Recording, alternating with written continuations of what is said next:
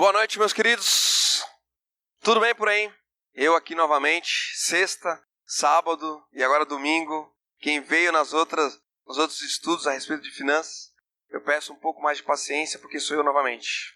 Para finalizar a nossa parte esse final de semana que foi muito rico, muito abençoado. Me sinto muito bem de estar aqui com vocês, podendo compartilhar um pouquinho mais a respeito desse tema tão bacana sobre finanças. E saibam que eu aprendo muito com cada um de vocês. Às vezes um fala uma coisa aqui, outro fala outra coisa lá. E Deus também fala ao nosso coração através da sua palavra. E a gente vai aprendendo, a gente vai construindo um caminhar de excelência junto com Ele. E um feliz Dia dos Pais para todos que estão aqui, que são pais. Cadê os pais? Tem pais aí? Levanta a mão aí, pais. Vamos dar uma salva de palmas para os pais? Aproveita aí, ó. Que beleza. Vamos lá, então. Um feliz Dia dos Pais. Um feliz primeiro Dia dos Pais. Alguém é o primeiro Dia dos Pais que está com o filho no colo? Sou o único, então, hein? Olha só, foi o primeiro Dia dos Pais em que eu recebi um presente de Dia dos Pais. Olha que legal, né? Tô aqui com o meu sapato novo. O meu já estava velho. Dizem, né, que quando a gente ganha, já tem que sair usando, né? Quando gosta, já sai usando, né? Então, já estou aqui. Feliz primeiro Dia dos Pais. Como é legal virar pai. Eu não sabia que era tão legal virar pai. Não tinha ideia do quanto que seria um processo de transformação na minha vida. Quando o filho vira pai, ele passa a entender muitas coisas. É ou não é verdade? Quando a gente é só filho, a gente tem uma percepção do que é família, uma percepção dos nossos pais. Mas no momento em que chega aquela coisinha, o médico fala, agora pode levar para sua casa. Se vira com isso lá na sua casa. Você leva ele para casa, as coisas mudam, né? As coisas mudam de figura. E é muito legal, muito bacana. Olha o Benjamin aí, ó. Tá aí entre nós hoje, né, o Benjamin? Ele nem tem ideia de tudo que a gente passa. Das fraldas. De como a gente esperou para receber ele. Do quartinho, os detalhezinhos, né? O Rafa e a Paty estão aqui também, já tá tudo nos conformes lá. O checklist, né? É Manuela, né? A Manu não tem ideia daquele checklist na geladeira de vocês. Que a cada dia o Rafa falou que ele faz um check e aparece 2 outros itens embaixo.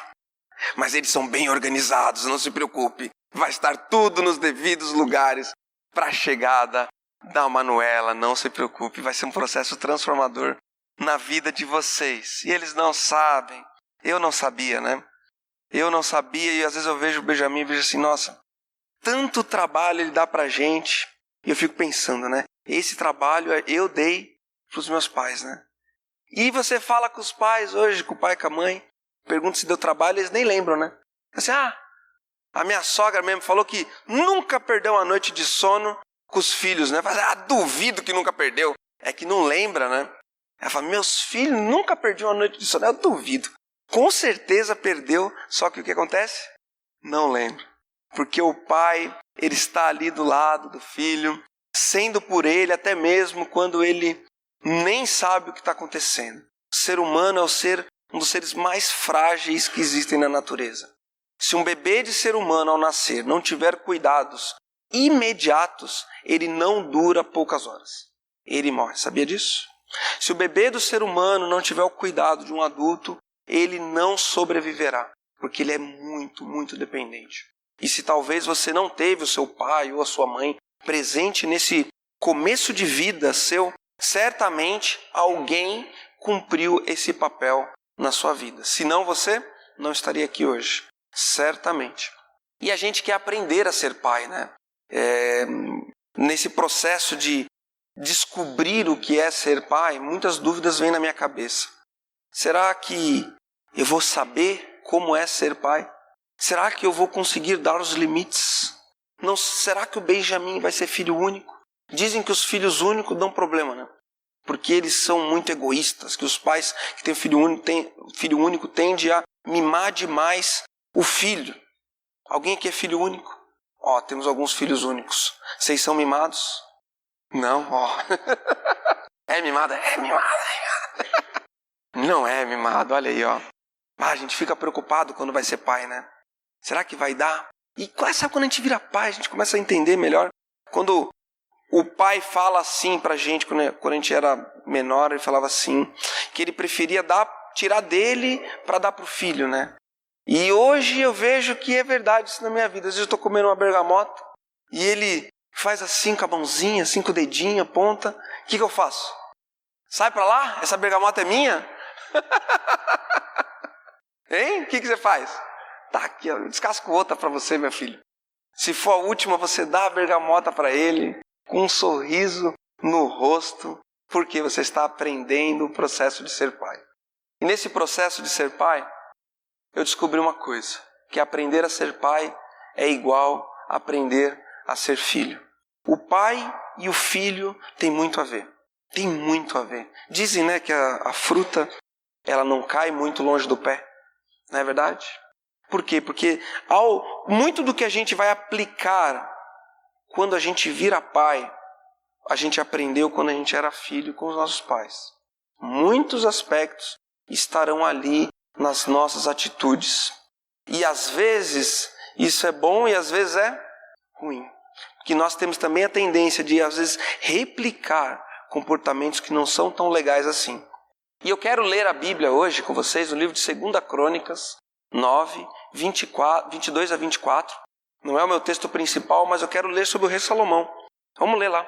2 Crônicas, lá no Antigo Testamento, capítulo 9, o 22 a 24. Diz o seguinte: o rei Salomão era o mais rico e o mais sábio de todos os reis da terra. Estes pediam audiência a Salomão para ouvirem a sabedoria de Deus que Deus lhe tinha dado. Ano após ano, todos os que vinham traziam algum presente, utensílios de prata, de ouro, mantos, armas, especiarias, cavalos e mulas. Quem é esse tal de Salomão? E quando eu pensei nesse processo de o filho que se transforma pai, eu pensei na Bíblia. Quem que de filho se transformou pai ou passou de uma etapa a outra? E eu lembrei do rei Davi e de Salomão, o seu filho.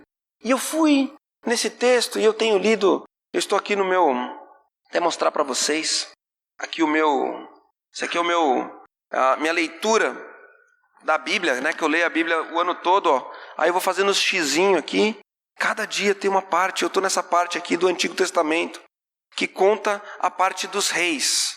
E eu percebi algo que bem interessante quando eu estava lendo a respeito dos reis, que depois eles tiveram os filhos que assumiram o trono no seu lugar. Nem sempre um rei que servia a Deus tinha um filho que também seguia os passos de Deus. Interessante isso, né? Isso aconteceu diversas vezes no Antigo Testamento. E por curiosidade, eu até peguei na internet, botei no Google lá, fiz uma pesquisa, de ver todos os reis que o povo de Israel tem no Antigo Testamento, que estão relatados na Bíblia. E tem ali um mapa certinho de todos aqueles que serviram a Deus e os que foram contrários a Deus, que buscaram outros deuses. E a quantidade de reis que se afastaram de Deus, tanto no no reino, quando ele foi dividido, né, do lado de Israel, quanto o reinado de Judá. A maioria dos reis rejeitaram a Deus. E a minoria seguiu os caminhos de Deus. E Salomão, como eu li aqui no versículo, ele foi um rei excelente, extraordinário, em tudo que ele colocou a mão. Inclusive o livro de Eclesiastes da Bíblia é de autoria de Salomão. Um homem que foi excelente em todas as áreas da vida dele. E você pensa, né? Puxa vida, esse homem se transformou. Por que será que ele se transformou nesse homem tão excelente, nesse rei? As preocupações que esse homem tinha, talvez eram coisas muito grandiosas. Talvez até preocupações maiores do que as que eu tenho como pai. E você pode pensar assim, porque ele teve um grande pai também. Ele teve um pai antes dele chamado Davi. Conhece a história de Davi? O grande rei Davi era o pai de Salomão. Aí você pensa, Salomão foi quem foi por causa de Davi, o seu pai. Mas eu quero te lembrar um pouco da história de Salomão e da história de Davi.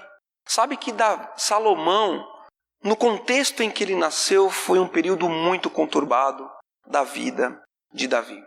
Salomão é fruto, o chamado é como se fosse um filho bastardo de Davi. Porque Davi assassina o marido de Betseba, se apodera dessa mulher toma ela como sua esposa, e da união desses dois nasce Salomão. Uma história muito conturbada, uma história bem difícil de ser digerida. E o profeta Natã confronta Davi e ele se arrepende desse pecado que ele comete.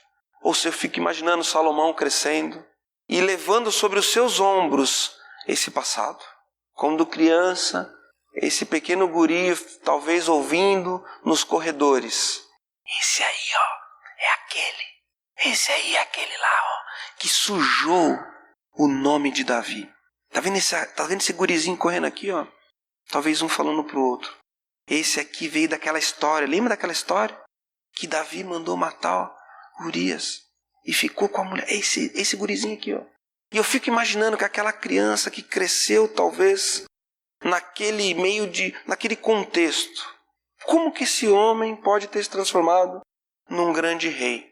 Porque situações boas e ruins acontecem na vida de todos nós. O pecado e a virtude, muitas vezes, nós habitamos com eles todos os dias. E o desafio do ser humano, o nosso desafio, é confessar os nossos pecados. Não fazer as pazes com o pecado. E Salomão cresceu nesse contexto. E chegou o dia em que o reinado foi dado a Salomão. Davi coloca Salomão como rei do povo de Israel. E é sobre esse texto que eu quero ler hoje. 2 Crônicas, capítulo 1. Vamos lá, volta algumas páginas ali. Diz o seguinte, 2 Crônicas, capítulo 1, do 1 ao 13. Salomão, filho de Davi, estabeleceu-se com firmeza em seu reino, pois o Senhor, o seu Deus, estava com ele e o tornou muito poderoso.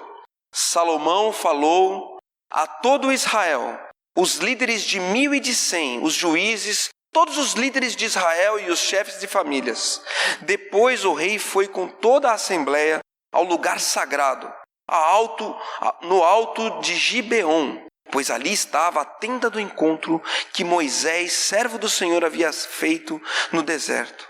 Davi tinha transportado a arca de Deus de Kiriat Jearim para a tenda que ele tinha armado para ela em Jerusalém.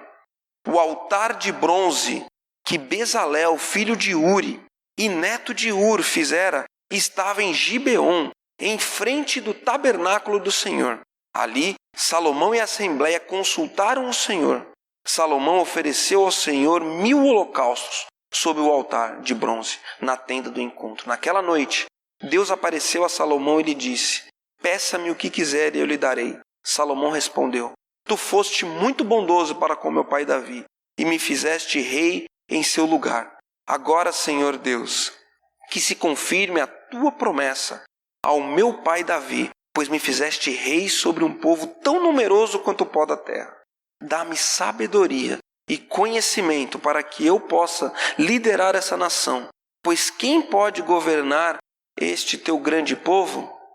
Deus disse a Salomão: já que este é o desejo do seu coração, e você não pediu riquezas, nem bens, nem honra, nem morte dos seus inimigos, nem vida longa, mas sabedoria e conhecimento para governar o meu povo, sobre o qual eu fiz rei, você receberá o que pediu.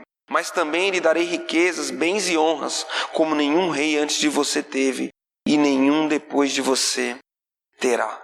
Salomão passa do posto de filho do rei para rei. Ele passou de posição, que nem um filho que se torna pai. Passou de um estado para o outro. E diante dele havia um desafio muito grande. Como diante de mim há o desafio grande de educar o meu filho nos caminhos de Deus. E Salomão tomou algumas decisões nessa noite, que foram decisões que nortearam toda a sua vida e que nortearam as decisões dele. E em cima desse texto eu quero tirar aqui algumas passagens, alguns as duas escolhas que Salomão tomou para se tornar um rei excelente. E a primeira é a seguinte. Vamos ler juntos? Seguir... Não, mas vamos ler todo mundo junto. É fácil. Vamos lá. Seguir os exemplos certos. Veja o versículo 5 e 6. Eu vou ler de novo. O altar de bronze que Bezalel, filho de Uri e neto de Ur, fizera, estava em Gibeon, em frente ao tabernáculo do Senhor. Ali Salomão e a assembleia consultaram o Senhor. Salomão ofereceu ao Senhor 1000 holocaustos sobre o altar de bronze da tenda do encontro. Chegou o momento em que Salomão tinha que decidir de que lado ele estava. Chegou o momento em que Salomão, talvez recordando de tudo que aconteceu na juventude dele, na infância dele, ele tinha que decidir. Agora é a hora, para que lado eu vou? E ele decidiu consultar o Senhor. Ele decidiu prestar 1000 holocaustos ali que fala, ao Deus do seu pai Davi. E ele poderia ter virado as costas. Ele poderia ter virado as costas. E ele era o rei. Ninguém ia questioná-lo se ele dissesse, não, agora eu vou me vingar de todos aqueles que falaram mal de mim, vou fazer as coisas do meu jeito. Mas ele decidiu seguir os exemplos certos. Porque Davi também foi um homem que seguiu a Deus. Davi também foi um homem que seguiu nos caminhos de Deus. E Salomão decidiu copiar aquilo que foi virtuoso do seu pai. E decidiu deixar de lado aquilo que não era tão louvável assim. Eu lembro, nesse processo de ser pai, eu me recordo muito de quando eu era filho. E na minha família, assim, acredito que na família de todos nós, houveram coisas boas e coisas ruins. Houveram momentos de alegria e momentos de choro. E eu me recordo de muitos momentos alegres. E as referências que eu quero passar para o meu filho são os momentos certos.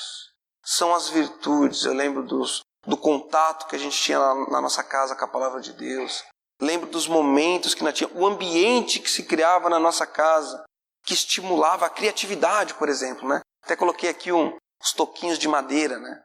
Meus pais foram numa marcenaria, pegaram um monte de toquinho de madeira, levaram lá para casa, despejaram no chão da sala e falaram, pode brincar aí, Fabrício, com os toquinhos de madeira, estimulando a minha criatividade.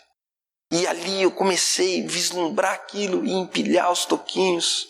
E queira ou não, aquela simples ação moldou muito do que eu sou hoje como adulto.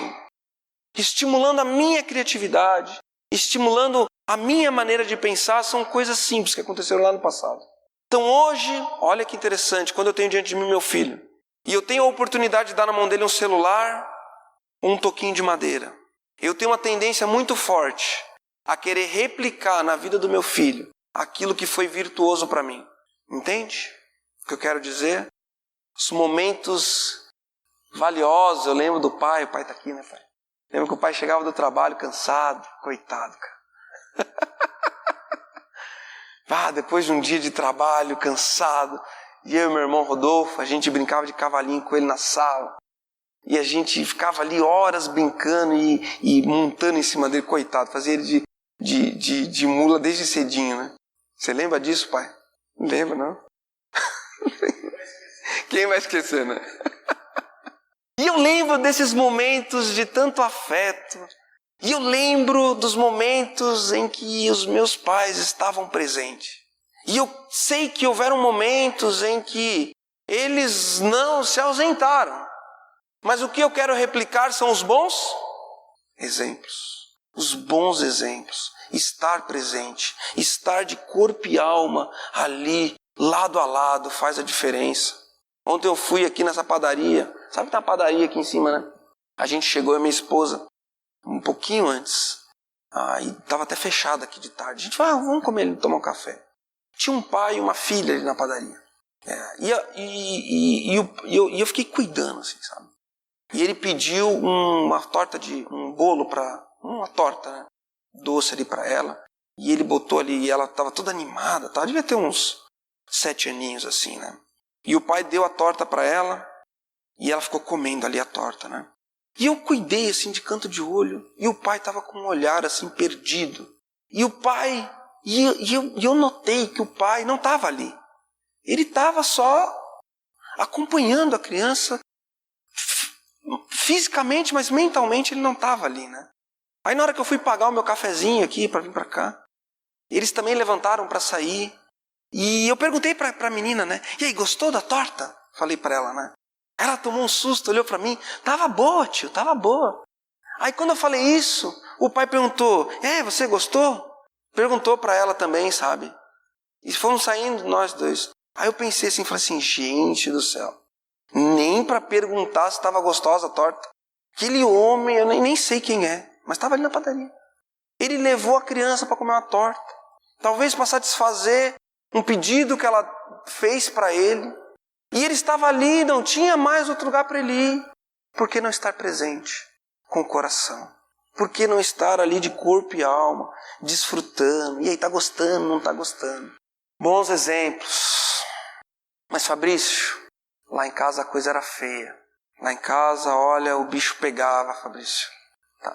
Quando a gente foi embora ontem, né, amor? A gente estava conversando um pouco sobre como foi a infância dela. Eu perguntei um pouco como era lá com seus pais. Ela falou, Fabrício, havia muitas discussões, muitas brigas, muitos desentendimentos. E como eu falei anteriormente, muitas vezes nós temos uma tendência forte de replicar comportamentos ruins. Temos uma tendência forte a ser, se alguém nos ofende, nós queremos ofender 2 vezes mais. E às vezes sem perceber, nós estamos agredindo pessoas, porque lá no fundo da nossa mente, nós nos recordamos que um dia nós fomos ofendidos. E eu olho para Salomão nesse início de jornada dele, eu vejo um homem que tinha tudo para virar as costas para Deus. Tinha tudo para... Tinha um poder, ele podia fazer o que ele quisesse. E ele decidiu seguir os exemplos certos. Ao seguir os exemplos certos, estamos naturalmente ensinando o caminho correto. Todos nós somos professores. Todos nós, sem exceção. E quando a gente recorda das coisas boas e replica as coisas boas, naturalmente nós estamos passando adiante os conceitos excelentes.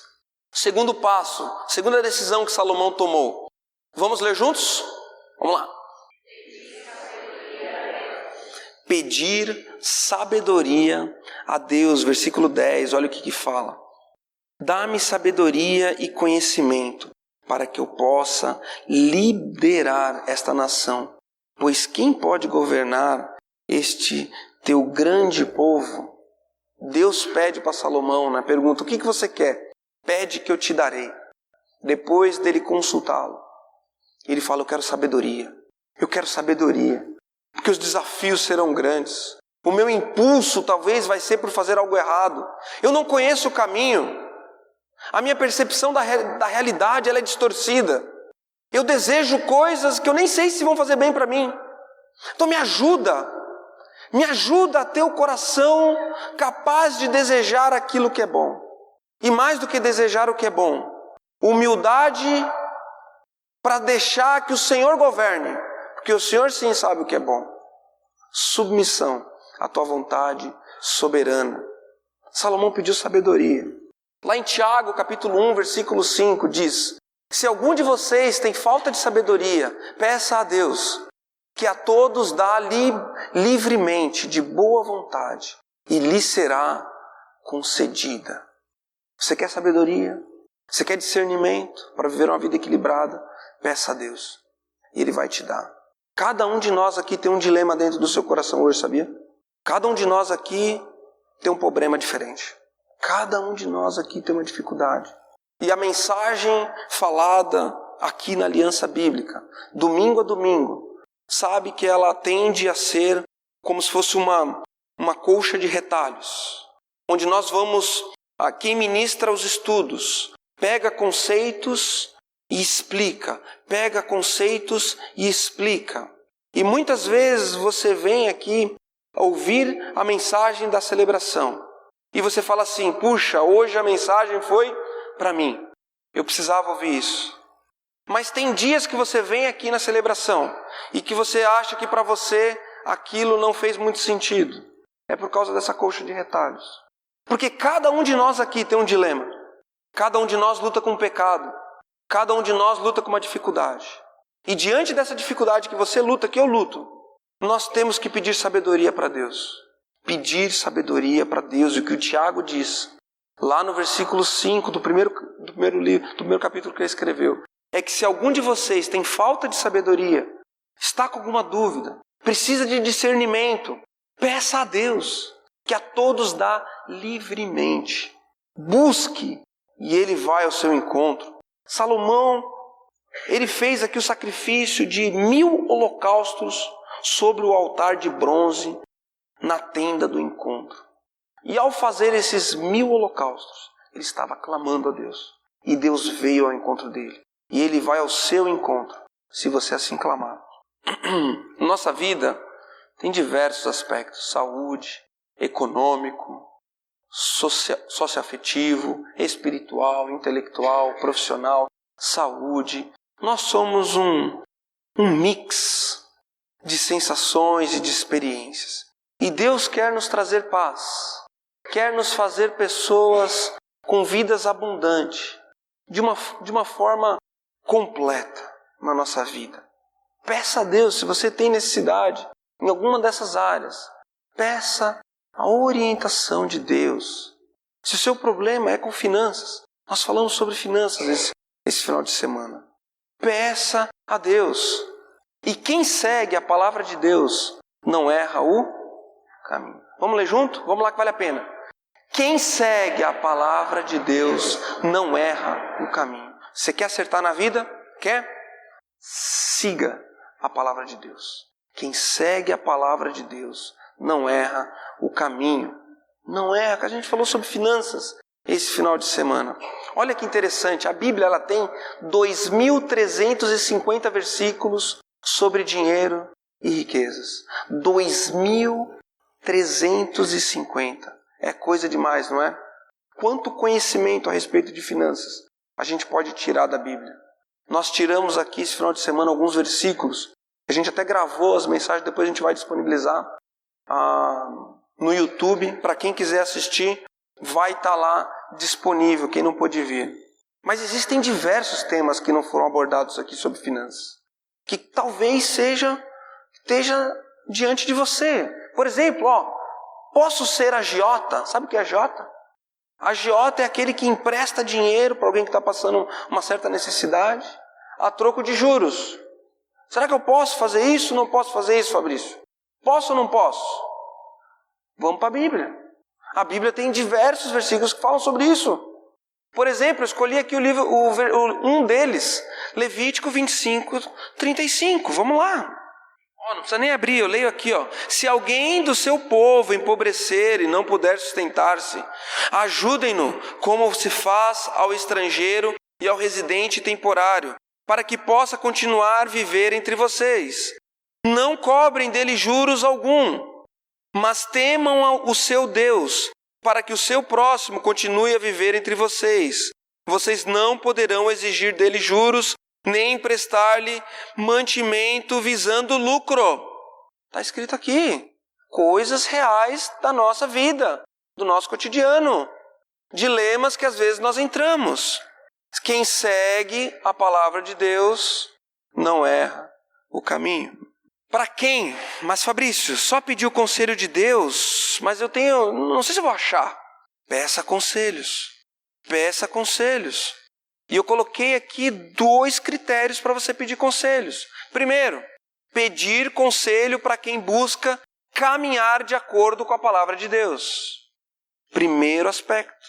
Pessoas que estão ao seu lado, seu discipulador dentro do Grupo Célula, aqui da Aliança, podem te dar conselhos ricos, conselhos importantes. Quando eu e minha esposa fomos comprar nosso apartamento, a gente ficou muito na dúvida. Compra ou não compra? Sabe o que a gente fez? Fomos buscar conselho. Pegamos lá um casal da aliança, um pessoal lá bem que entende desses negócios de imóveis. Mostramos para ele a proposta, falamos, e aí, vamos ou não vamos? Eles analisaram e nos deram um conselho. Quando nos faltou o conhecimento, a quem estava do nosso lado teve mais condições de nos aconselhar. Busque alguém que te dê conselhos dentro da palavra de Deus. Cuidado onde você busca conselhos também. Estou com um problema com a minha esposa. Eu estou doido para largar ela. Aí eu vou procurar um conselheiro. Aí eu escolho um cara que já teve 15 mulheres. Qual o conselho que ele vai te dar? Larga. Larga isso. Não pensa 2 vezes. Larga. Por isso que o primeiro aspecto, peça um conselho com quem busca caminhar de acordo com a palavra de Deus. E segundo, pedir conselho para quem é referência naquela área. Peça o conselho para alguém que tem uma caminhada naquela área. Peça o conselho. Não sofra sozinho, peça a Deus e Ele vai te auxiliar. Certa vez eu fui visitar um rapaz que estava no hospital. O rapaz estava com câncer. Com câncer não, ele estava com AIDS, muito debilitado. E eu comecei a falar de Cristo para ele. E ele falou para mim assim, entre as lágrimas: Fabrício, eu estou aqui e Deus não fala comigo. Deus não me escuta. E eu falei para ele assim: meu amigo, eu estou aqui porque Deus te escuta. E eu vim aqui em nome de Deus, porque eu tenho um recado dele para você, que Ele te ama. E Ele quer salvar a sua alma. Às vezes Deus está do nosso lado, dando ferramentas, colocando pessoas do nosso lado. E nós estamos assim, não quero enxergar. Eu estou tateando no escuro, Deus. Eu estou tateando, estou perdido. E Deus vai fazer: abre o olho, que eu estou aqui, eu quero te mostrar o caminho. Quem segue a palavra de Deus não erra o caminho. Finanças pessoais, para a gente finalizar.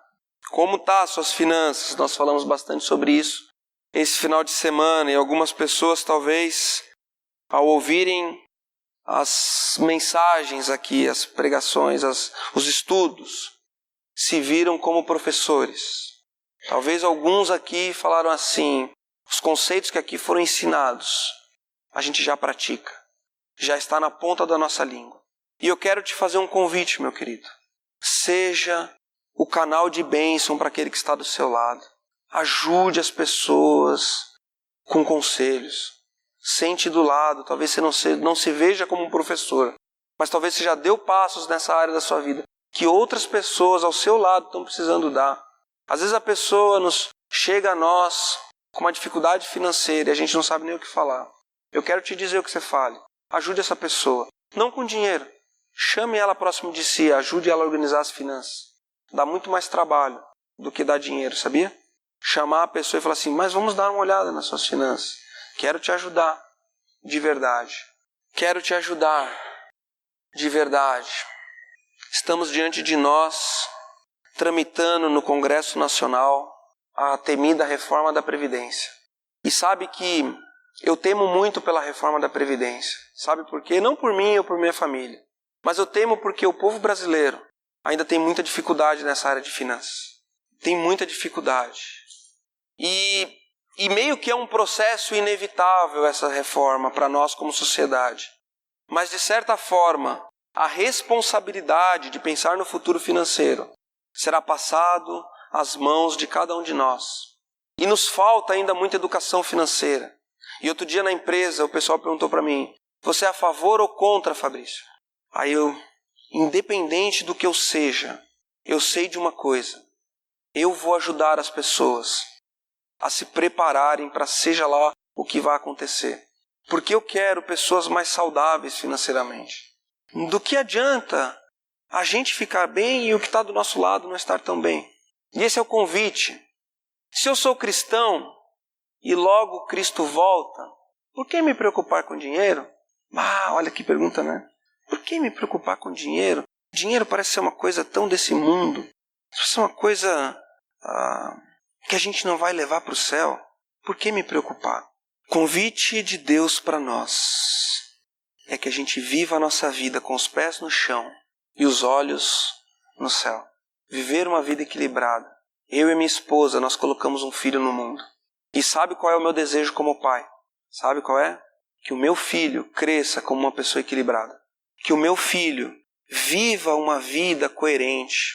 Eu imagino meu filho e visualizo ele entrando pelo casamento para aquela igreja com uma esposa linda do seu lado. Eu vejo e oro pelo meu filho diariamente para que ele siga os caminhos de Deus. Eu oro para que Deus coloque um propósito no coração do meu filho. Eu oro para que meu filho saiba lidar com o dinheiro. Eu oro para que meu filho seja um homem completo, cheio de significado. E que ao chegar no final da vida dele, ele não olhe para trás e tenha arrependimentos. De que eu deveria ter feito coisas que eu não fiz. E eu fiz coisas que eu deveria ter deixado de fazer. Essa é a oração do Pai. E Deus, quando nos resgata, Deus, quando faz de nós filhos, Ele tem essa expectativa de que nós vivamos uma vida madura em todas as áreas. Em todas as áreas, inclusive financeiramente. Deus não se agrada de ver os seus filhos sofrendo e sendo destruídos por aspectos da vida. Nosso Deus não é um Deus sádico, meus queridos. É um Deus que se importa conosco. Por isso que eu entendo que a vida cristã é uma vida onde os nossos pés caminham pelo mundo, mas os nossos olhos não estão olhando para as coisas desse mundo. Os nossos olhos não estão apegados no dinheiro, não estão apegados nas coisas, não estão apegados só no trabalho, no material. Os nossos olhos não ficam olhando para baixo. Os nossos olhos estão olhando para o céu. E nós estamos caminhando em direção ao céu. Mas os nossos pés caminham com graça por esse chão. Convido você a ficar de pé comigo. Nós vamos orar nesse momento. Feche os teus olhos. E eu quero colocar diante de Deus a nossa vida. Cada um de nós aqui tem os seus dilemas, tem as suas dificuldades. E eu quero colocar diante de Deus o nosso coração nessa noite. Eu quero orar, Pai. Nos ajuda, Pai. Nos ajuda a coletar do nosso passado os bons exemplos e replicar as coisas saudáveis, Deus. Nos ajuda a nos valer da Tua palavra, da Tua verdade, dos Teus conceitos para viver essa vida, Deus. Nos dá equilíbrio físico, mental, espiritual, financeiro, emocional, relacional. Nos dá equilíbrio. Coloca no nosso coração um propósito mais excelente, Pai. Que a gente não viva essa vida de maneira medíocre, dia após dia, olhando para o chão ou olhando para o próprio umbigo, Pai. Faz de nós pessoas, ó Pai, excelentes, ó Deus.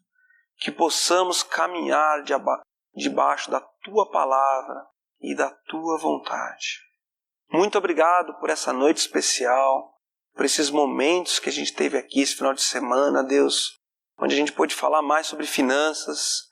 E nos ajuda, Pai, a buscar os conselhos certos nos lugares certos, nas pessoas certas, Pai, para seguir um caminho de excelência enquanto estamos aqui, ó Pai, pisando nessa terra, Pai. Que os nossos olhos estejam voltados para o Senhor, ó Pai, para o céu. Muito obrigado, Pai, pelo privilégio que tive de ministrar aqui, eu e a minha esposa, esse final de semana, ó Pai. Enche a nossa casa e enche a casa de cada um aqui com muitas alegrias e com muitas bênçãos, Pai. É em nome de Jesus que nós oramos. Amém, Senhor.